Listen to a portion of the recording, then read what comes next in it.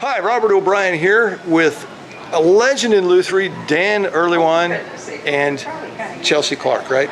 Yep. We are here at the GAL, Guild of American Luthiers Convention in Tacoma, Washington, where Dan just got done giving a lecture about training the next generation. And there was really some great points brought across there in the lecture. And so I invited Dan to sit down here with us, turn the camera on, and let him kind of mention some of those points. And then Chelsea is kind of on the receiving end of that because she's been trained by Dan. So Dan, why don't you just kind of summarize in a nutshell, if you want, any words of wisdom, words of advice that you can offer to up-and-coming luthiers? It's summertime, I hope. Well, what would you like to ask me? What Rob said is right. I came out here to talk about my life as I'm 72 now, and I've trained a lot of people in my life. It's about all I've ever done is guitars, and I was invited to do a speech out here at the Guild. I haven't been here in years, and I thought, well, the thing that's really most important to me is all the people that I've trained and how that's gone for me, and it's helped me grow as a guitar repairman or a luthier, the whole thing. And I started early because one reason if you have somebody to help you in the shop, and I know a lot of people that I say, do you have any help? And they go, no, I'm done with that. They tried it once, or they just know I just do it on my own. But I learned early on that I couldn't do it all by myself. I certainly couldn't sweep the floor, do the trash, shovel the walks, run to Lowe's, run errands, do anything that I said. And I was lucky to have a lot of young people that came to me and wanted to be around my shop and had a real interest. And almost all of them were great people. There's some that came and went, no, it wouldn't work. But from the get-go, even in my late 20s, I had somebody helping me. One reason is because I get so excited about it, I want to tell somebody my discovery. If you have no one to tell or show it to, it's not as much fun. Right. So true. And over the last 50 years, 48 years, I have trained 17 people that were in my shop as an apprentice or a student or just a shop person that stayed around long enough to know, and they went out on their own, and they're luthiers today all over the country, and that makes me really happy. I'm thrilled to know that this man over here has my old videotapes that were made in 1984. And Absolutely. they helped him, and he got them when he lived in Brazil. That's right. I made videos in '84, And we'll pretend we've just got and all there was a Jane Fonda workout video. Video stores hadn't started yet. You know, they were just popping up, and we were going, there's no way people are going to go to a store and rent a machine and rent a video and go home and watch it. Well, look what happened. And my older brother had one of the early video cameras because he had a good deal of money and he bought the things he wanted, and he said, you know what you should do is take this camera and videotape what you do and teach people. If you're the teacher, then they'll always be indebted to you, and they'll always talk well about you. They're going to say, I learned from Dan, and so on, like I learned from Herb David back in the 60s. So I took him up on the idea, and I started shooting live camera edits in the camera. That means if you turn it off, it's going to restart and rewind a little bit, and you're going to cut off the last couple of words you said. Right. So it was really not easy to do, and I turned the camera on I made a long plunger like on a camera, a shutter release. It was like 8 feet long, and it went out and came snaked up, tied onto the camera, and I'd press it like this under the table. It would turn on the camera. Well, things have come a long way since then. Huh? These videos apparently helped a lot of people. Yes, It's sir, the kind of thing you want to hear. This is great. This is These fantastic. videos helped so many people that it just amazed me. Because when I got to Stewart-Mac wasn't long after, and then I started going to shows. I'd never been to a GAL show, couldn't afford it. It was a small town repairman trying to make a living and raise a couple of kids and not be in the city. So coming to things like the GAL and symposium run by the Age organization really got me out in the public, and I started seeing people that were thanking me about these videos. When I look at them today, some of them are absolutely hilarious. There were 7 volumes, and I shot them all, and then I was going to go edit these together on my brother's Sony editor, Panasonic. That's a $600 editor, which was a lot of money back then. But when I put them through there and tried to edit it, it came out like it was underwater. It was just horrible. So then I met my brother's friends that work on 1-inch tape in a studio, and they said, no, you can't reproduce these. And I was really chagrined. So I started all over again. And I had already released photos and advertising to the magazines, the music trades, things like that. My brother Tom, who works at Stewart-Mac with me, he's our creative director, made all kinds of flyers and magazine ads, and we took photos, and it was Dan Erlewine's Guitar Hospital. And the idea was that music stores would buy it. And I took it to the NAMM show in 1984 in Chicago, and I worked at the Jim Dunlop booth, major fret supplier, and he invited me to come out because I was always talking to him on the phone and do a fretting demo. So I made a piece of mahogany, put some ebony on it, put frets in it, inlaid JD for Jim, and we're taking out frets and hammering them in, and I took my video course. So I had them all up and lined up in a, they had nice boxes on, Dan Erlewine's Guitar Hospital with some silly artwork on them. And I was very nervous. I went with Brian Gallup. We both went to that show together. And we got in an argument on the way there because he was late. You know, I was so wound up into this. I had borrowed money, $15,000 in 1983 when my dad was ill in the hospital, and he's a businessman. When he got out, he said, "What? Who loaned you that money?" And the bank did, and he was friends with the guy that owned the bank. Oh no! And but it worked. You know, I took that chance. So that's why I was so pissed that Brian didn't get up in time. I pounded on his door, so we kind of were fighting all the way to Chicago. And then he was playing Stevie Ray Vaughan, who I hadn't heard yet, and I said, "That's Albert King. That's Albert King stuff." Wow. And then we argued about that. I said, "No, Brian, he's playing Albert King there." And then I learned about Stevie and ended up loving the guy. And the first thing that happened in the morning when I went to the NAMM show, they unrolled a red carpet and there's a marching band. It's huge. Whoa. It was in McCormick Place. And you see everything that you've never seen in your life. Rooms and rooms. And I just went like this. I never called home for 3 days. I was so blown away by the NAMM show. I'd go to the booth and my video machine was gone. And I actually cried. Oh no. It was stolen.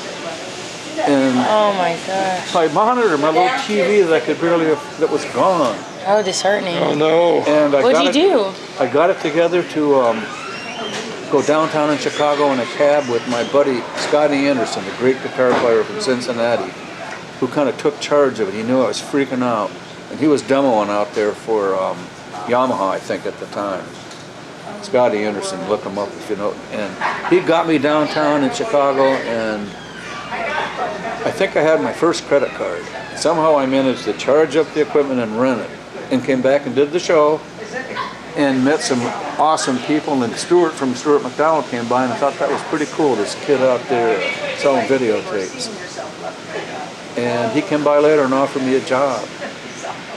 When I was talking about making those videos, though, since I couldn't sell the first batch, I had to reproduce them all in 2 months to catch up with my advertising and go to the show in the early summer. So I spent 2 months that night working. I got a really bad cold, and there's one of them, my eyes are sagging and I'm sniffing. This is volume 7, broken peg heads. And by that time I was worn out and angry at the camera. This one opens, I haven't seen it in a long time. And I go, "Hi, it's me again." If they never saw the first video, they wouldn't know who I was or who you were. I go, "Hi, it's me again. I hope you appreciate what I'm doing for you here." Can you imagine buying something like that? Anyway, that took me to Stewart-Mac, and which was the best thing I ever did, and that got me out in the public and able to do more and more. And I'm going off on a tangent that I don't know That's if you fine. want, No, but this it's is just great. a true story. This is great. Great history. And I've trained a lot of people along the way, and one of my favorites is this girl here, Chelsea Clark, who came to work for me when she was 18. Her mom was a friend of my wife's. They ride horses, or used to. Is your mom still riding?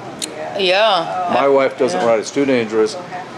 And her mom, Kizzy, said, do you have any work for an 18-year-old girl that really wants to work this summer? You know, she needs to make some money? Joan says, yeah. And Chelsea came over and helped Joan strip her office down to the plaster and patch the plaster. She knew how to do it because her family does this kind of work at home.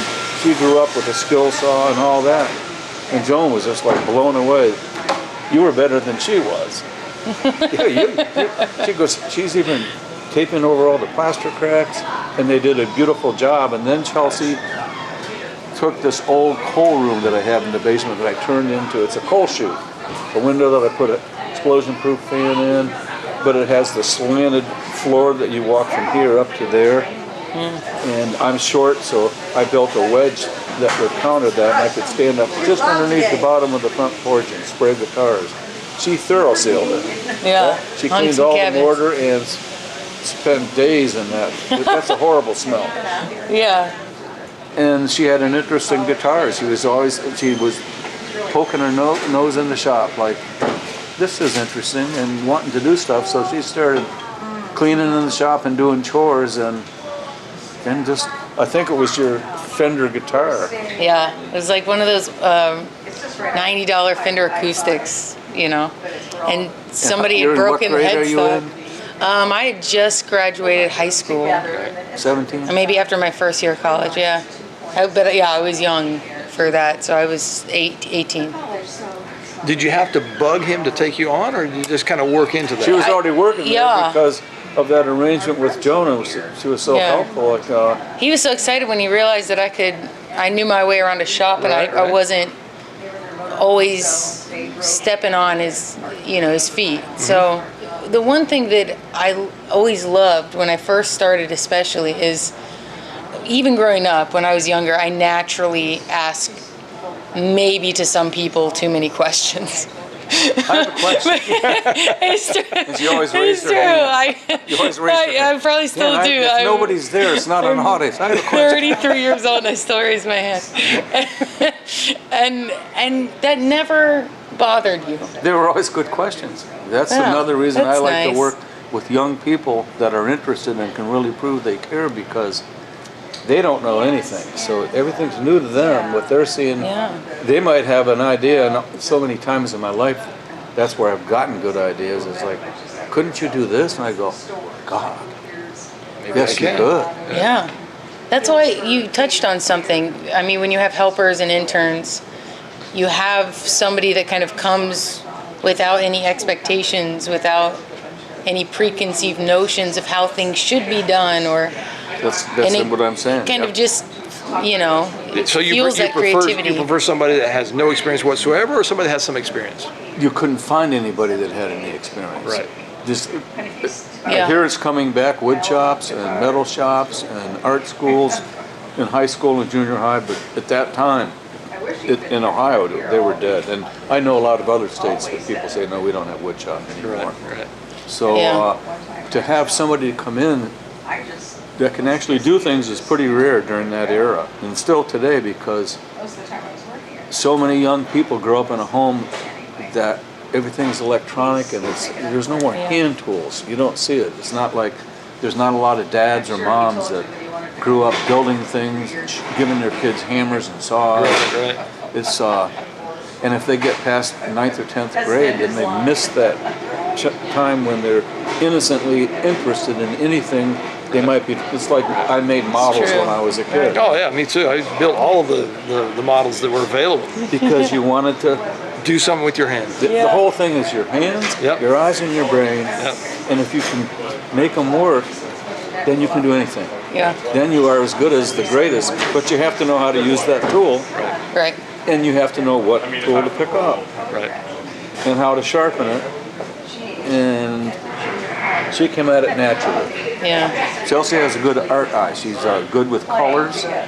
She sees little spots that bug her and she focuses in. What about that? And 63 years. it's true. Eye for detail. Yeah. She's early on to take a brush and mix a color, and it's right. You know, But and that's but that's another thing too, is you kind of helped 1998. fuel that interest. You saw something that I was naturally good at, and you said, "Hey, you can apply that to guitars." And Why don't I why don't encouraged you? it. Yeah, I and you said, encouraged it. I think that that's really and I important. still do because you have a good sense of art. So are you still taking on apprentices? Well, I have 2 right now. I don't call them apprentices so much. They're working in the shop, but I guess they are. Right. And one's been there for going on a year in August, and he might be here for another year. Right. The other lives in town, and he's more part-time because he can't afford to not have a job, and he works at Stewart-Mac. Right. And he's on the phone line, but he's good on the tech line too. That's Paul. Right.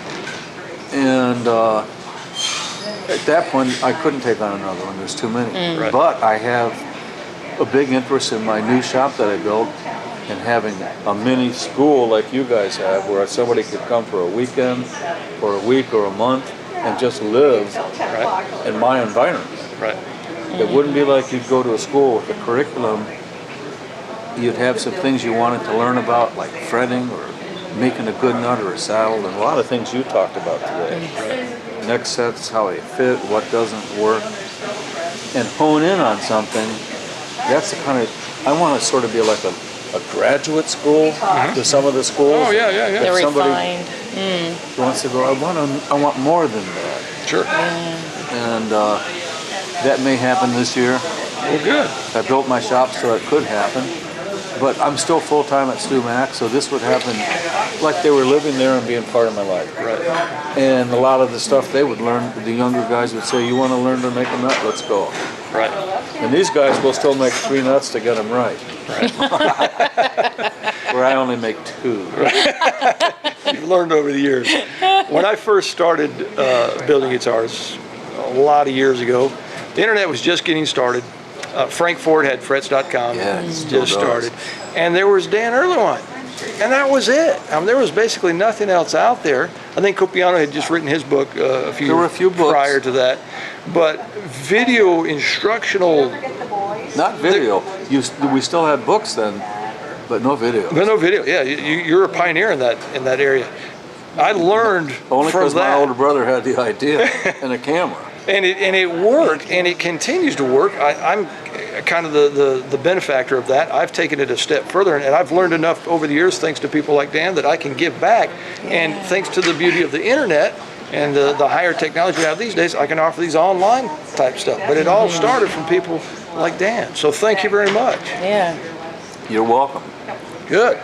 Chelsea, unless you've been doing this, what, 10, 12 years or so? Yeah. Well, yeah.